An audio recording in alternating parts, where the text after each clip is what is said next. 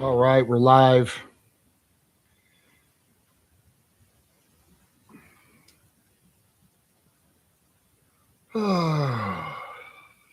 So I had a question. I've been seeing a lot of those CRV sports that we did for one of my clients last year. And I was just curious to see what the state of the market was. We audited the dealership here in Wilmington on Sunday. That stream is, we did like 10 or 12 dealerships and looked at their pricing strategies on their new cars. And that is available on Twitch, Negotiation Nation on Twitch, and I had a live stream that I did that just kind of audits the dealerships in the area. It's a 3 hour stream, and you can just fast forward to whatever one you want to know about. Um, anyway, we're going to do that continually. We're going to continue to check in with local dealerships in North Carolina and just see how they do business. When we work our clients a lot of times will want me to live stream these the phone calls, all of the things that are involved, in a way so they can see the how we can get through the nonsense and all the baloney that the dealerships will put forth, and you'll hear it on the phone. I mean, when we talk to these dealers, a lot of them are ready to do business right away, but a lot of them play those silly games, And the thing that you got to remember is if we're saving you 10% off the MSRP on a car, you know what I mean? That's a significant amount of payment, considering that dealerships, as you probably can tell, are trying to mark up vehicles. I've seen them as high as 20% on top of MSRP.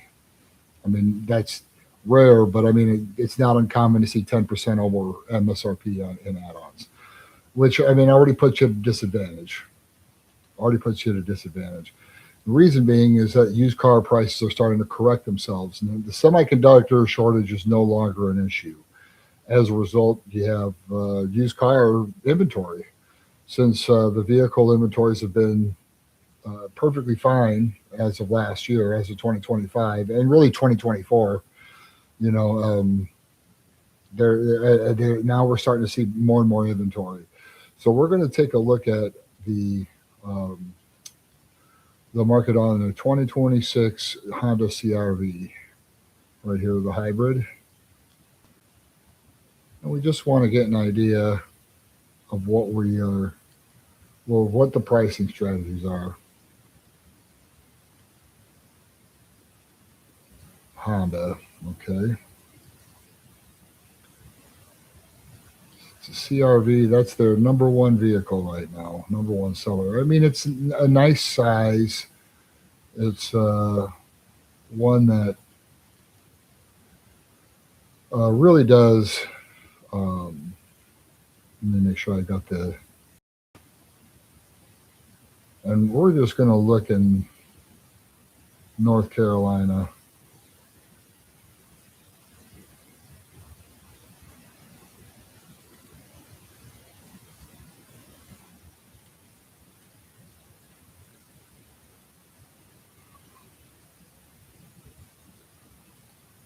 Okay, we're going to look at all of them. Are they going to be hybrid? Okay, it looks like the years that they have are going to be. There's even some 24s that are new that are out there. Go figure. Anyway, we're going to go with just 25s and 26s. It leaves us with a lot. So now that we can see how many of these that are actually available right now, you'll see that since it's really kind of an easy car to find in most cases. There's no reason to pay uh, more than no reason to pay more than MSRP. And for a car that's this common, I would say that I can negotiate down 3 grand off this car. In most cases, 3 or 4 grand off this car. Yeah, I mean and then we'll take a look right here. Let's narrow this search down to North Carolina.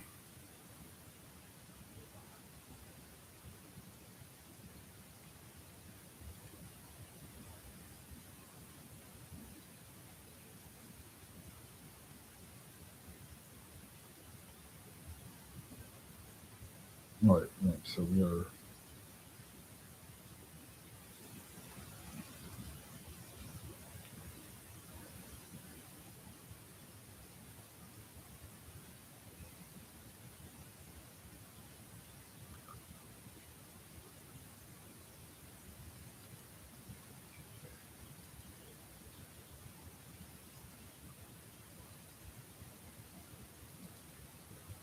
All right.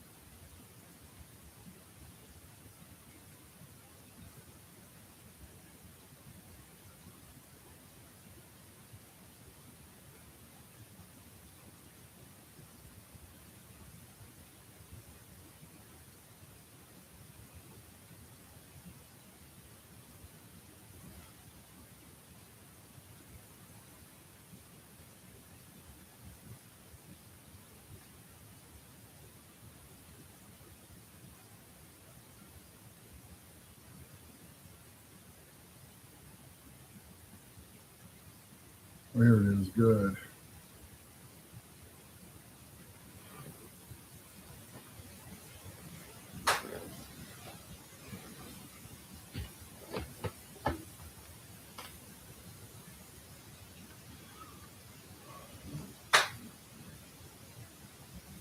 Hey, can you turn? Can you grab me that?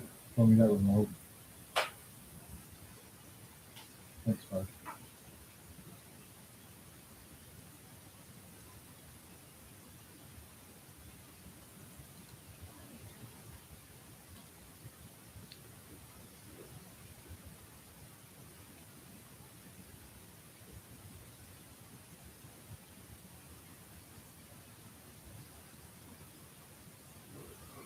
All right, so we got about 1,000 of these right now, priced anywhere between 36K and 44K, all kind of floating around that 40,000.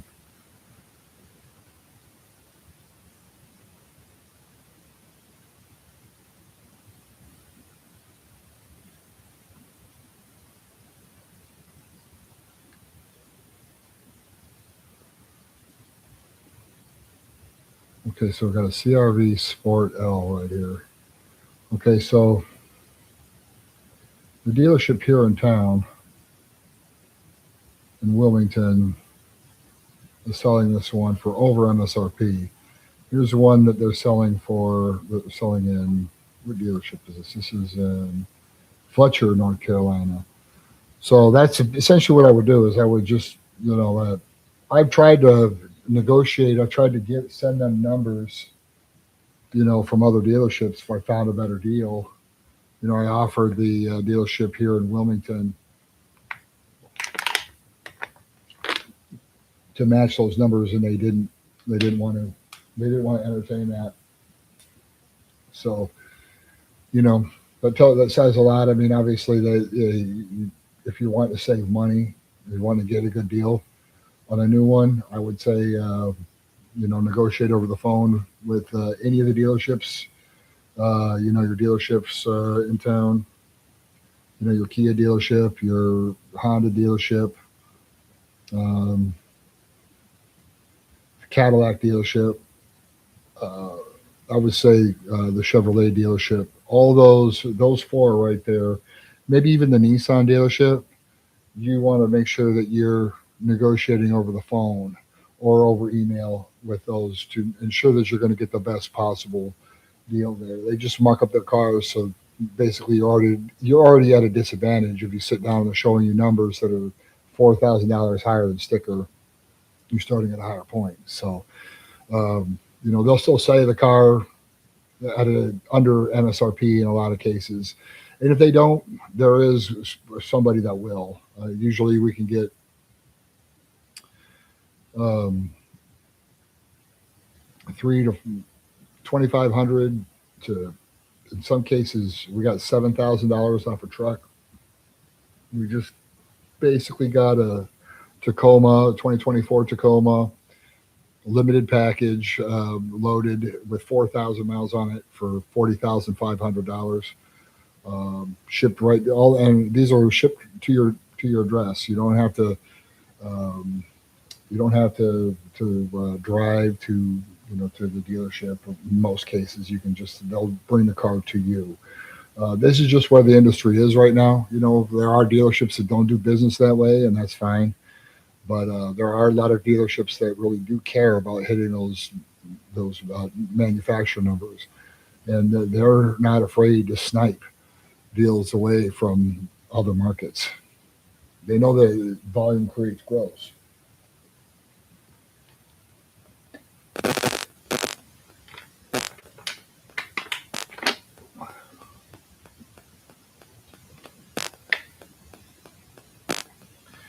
So looking at this market here, let's just take a gander here and see. So remember that we're negotiating prices that are going to be lower than the MSRP. We're going to want discounts. I'm not trying to. They'll always say things like, "Oh, invoice price." I want invoice price. Oh, here's one. Here's a Wilmington one right here. Trail Sport. Okay, so it's listed online for $40,705. Let's see what happens if we go to the website.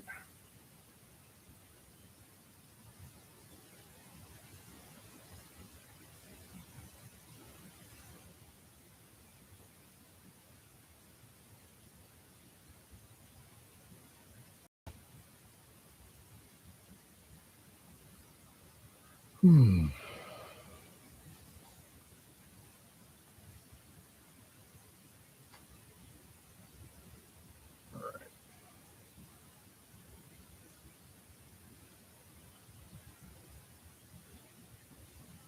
Oh, unlock sale price. Yep. Yeah. So this one, you get to the dealership, and like you're going to want to negotiate over the phone on this one, because if you go to the dealership, it's going to be like 3 or 4 grand more on this one.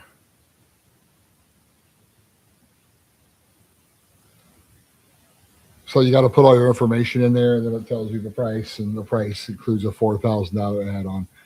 But what I'm trying to tell you is that, like, obviously, if you live in Wilmington and you like doing business with them, that doesn't mean that we can't negotiate with them. It doesn't mean that we can't put numbers from another dealership up against theirs. That's how we do that. We call the other dealerships, we get their numbers, and we see how close they can come to matching those numbers. So right here,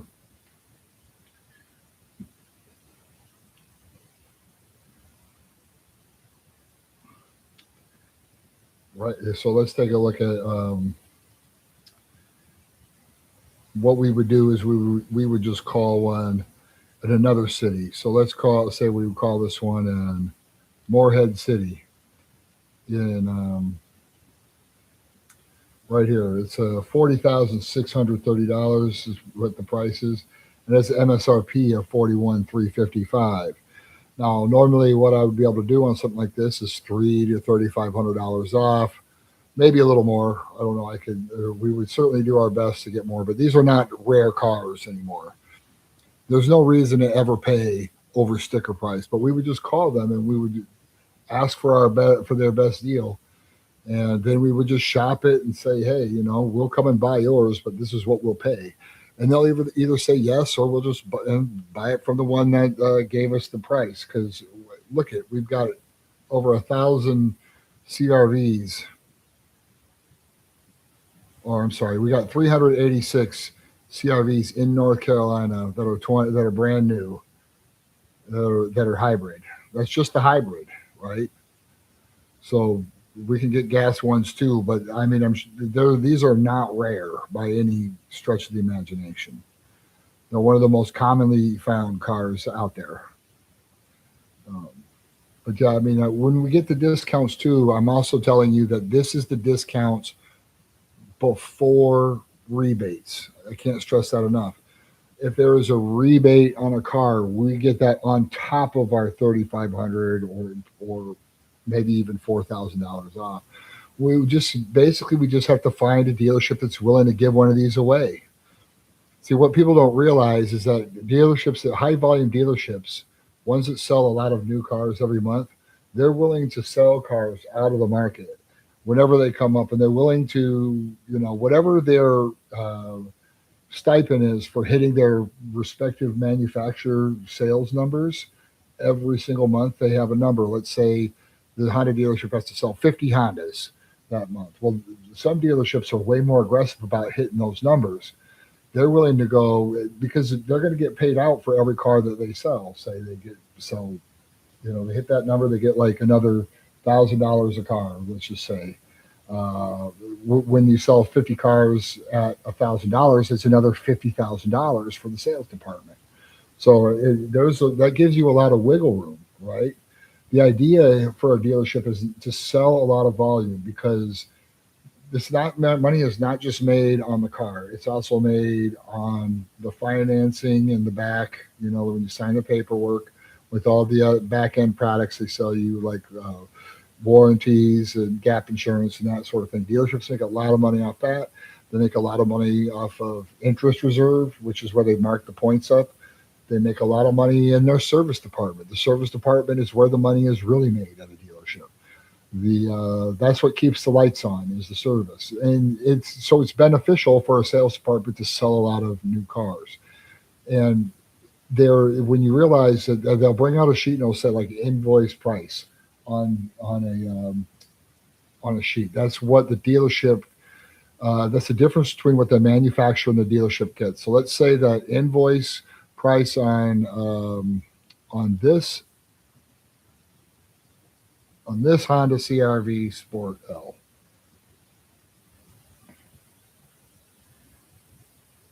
Is your food ready? Did you make your food? Oh, yeah. Um,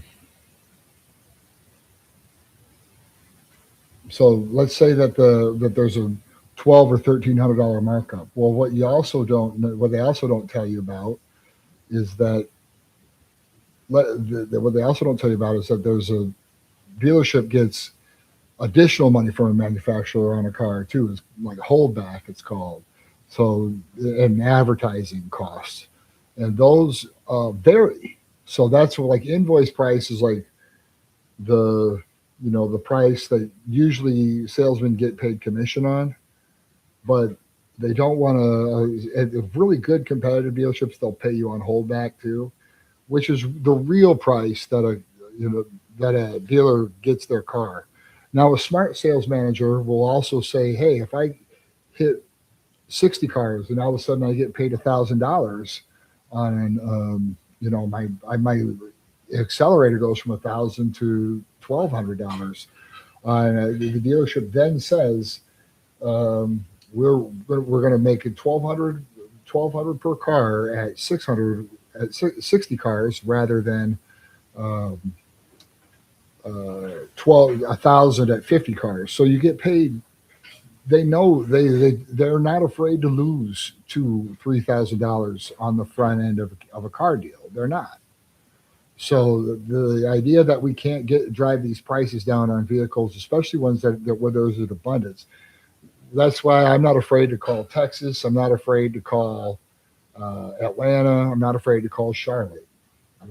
I'll find dealerships that are ready to do business, and it's as simple as that. Yeah, this one. I'm looking at the market on this one here, and it's just crazy to me that dealerships are actually going above this MSRP, which would mean that they're charging what, like $46,000 for this one here, like the one here in Wilmington, and that's a lot. Let's take a look and see what the used one goes for. This one all-wheel drive. Okay, I want to make sure I'm comparing apples to apples. Well, let's do a little experiment here. Let's look at one that's 2 years old.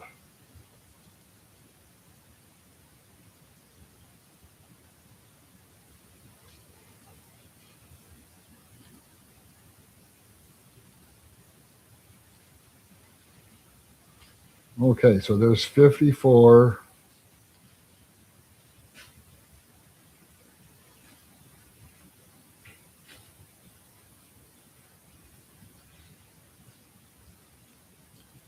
And we are looking at the all-wheel drive ones. Okay, so we have 14 of these. So this is how you know that the market is correcting itself, folks.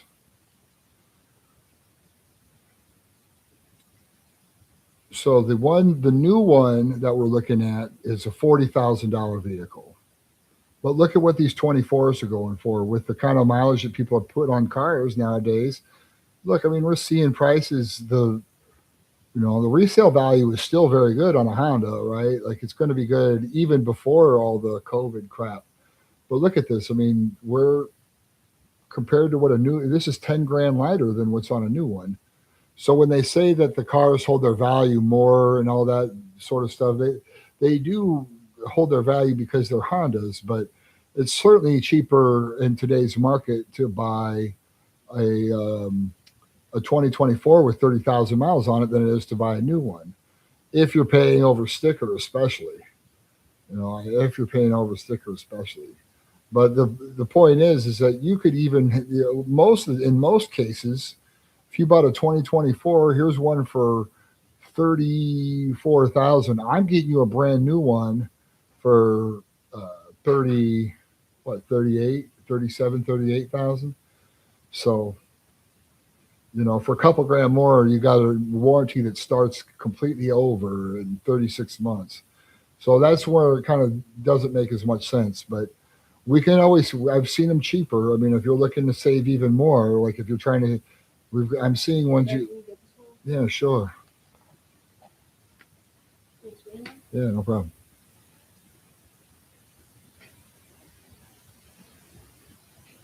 Yeah, so that's a heck of a buy. So you want to save a few thousand, you can on one that's 2 years old. And that's how I know that it doesn't make sense to pay over on these anymore. I mean, for the person that pays $46,000 for this car,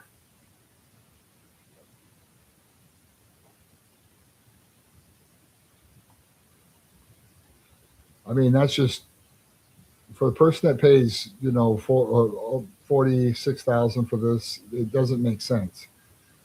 It's a bad financial decision because normally if you buy even one at MSRP and not under MSRP, you're going to keep up with the depreciation on your payments. But whoever traded out of this one, say they bought it and traded the car in. A lot of people do that. They don't even lease them; they'll buy them and still trade them in. If they paid 46 for this car and say they put no money down and we're paying for it on over 72 months, guess what? They're going to have negative equity on this thing, right? They paid that much for it. By the time they had all their stupid warranties and all that baloney that people buy on top of that, I mean, you can see that it's better to be able to have an expert that helps you make the decision.